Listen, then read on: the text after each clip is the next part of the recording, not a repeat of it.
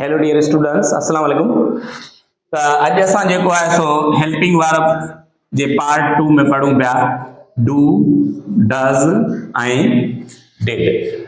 हिन खे शुरू करण खां अॻु में असां ॾिसंदासीं त अॻु में जेको पहिरें पार्ट में पढ़ियासीं इज़, वाज़,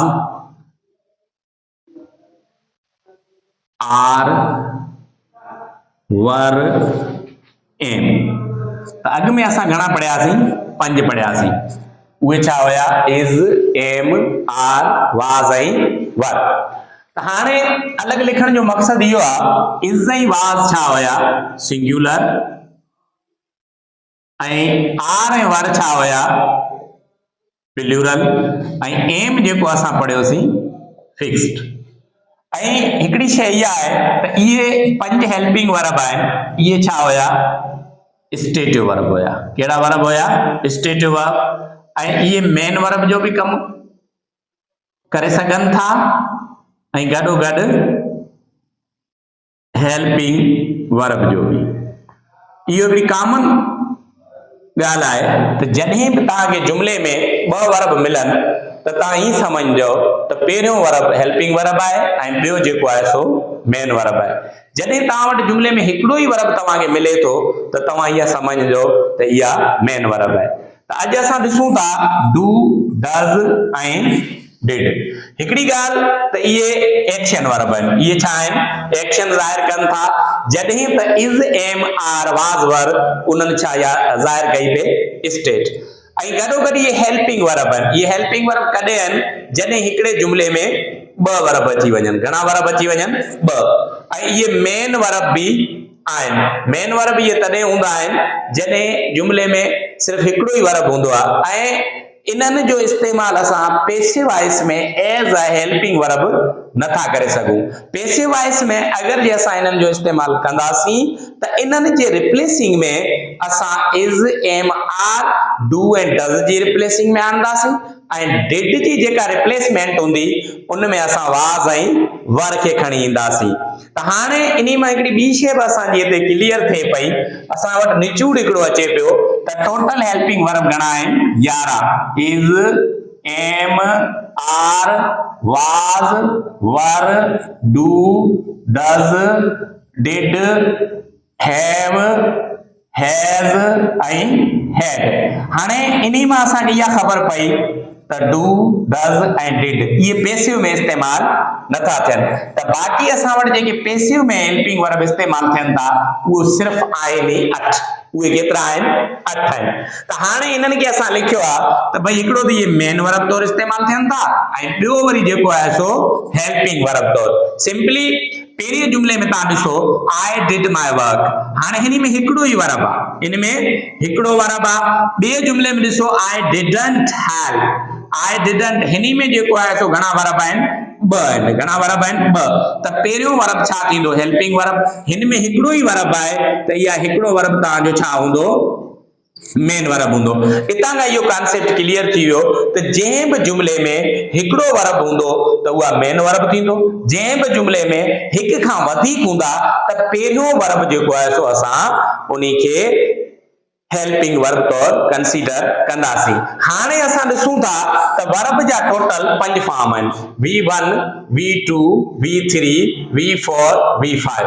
त हाणे डू, डज़ ऐं डिड इहे कहिड़ा वर्ब जा फॉर्म खणनि था त जीअं असांखे एरर डिटेक्शन में आसानी थिए।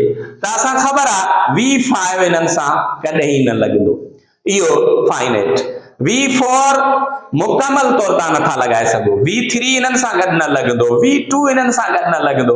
इन्हनि सां गॾु सिर्फ़ु लॻंदो त V1 लॻंदो। इन्हनि सां गॾु सिर्फ़ु जे तव्हां लॻाईंदा त वर्ब जो पहिरियों फॉर्म लॻाईंदा ऐं पहिरियों फॉर्म लॻाईंदा त इहे सिर्फ़ में सिर्फ़ इस्तेमालु थी सघनि था नेगेटिव सेंटेंसिस ऐं interrogative sentences as a helping verb. As a I am not speaking, I am not saying that they will be used as a main verb only in negative and interrogative. ये main verb तौर और negative interrogative जी आऊं गाल न पियो कया। आऊं सिर्फ चवां पियो helping verb तौर। helping verb तौर ये सिर्फ में सिर्फ negative ऐं इंट्रोगेटिव में इस्तेमाल थी सघन था। त हाणे डू ऐं डज जेको आहे ये प्रेजेंट सिंपल के रिप्रेजेंट कंदा, के कंदा प्रेजेंट सिंपल के, ऐं डिड जेका आहे या पास्ट सिंपल के। इहो भी असां के क्लियर थी विंदो जडे असां इनन जो एकड़ो फॉर्मेट ठाहींदासीं V1 V2 V3 V4 जो V5 जो। त हिते तव्हां ॾिसो do did done, do did done, doing ऐं डज। त तव्हांखे मूं चयो V5 जो नालो ही प्रेजेंट टेंस आहे। V5 जो नालो छा आहे प्रेजेंट टेंस, V1 जो नालो छा आहे प्रेजेंट टेंस, ऐं V2 जो नालो छा आहे पास्ट टेंस। त असांखे ख़बर पइजी वई आहे त इहे कंहिंजी रिप्रेजेंटिंग कनि था या कहिड़े टेंस में इस्तेमाल थियनि था। डू ऐं डज जेको आहे प्रेजेंट में इस्तेमाल थींदा ऐं डिड जेको आहे सो इहो पास्ट में इस्तेमाल थींदो। त हाणे एक्टिव पैसिव में असां ॾिसूं था छा असां इन्हनि डोंट खे ऐं डिडंट खे अॻिते हली चेंज कयूं था या इन्हनि खे साॻी रहण ॾियूं था।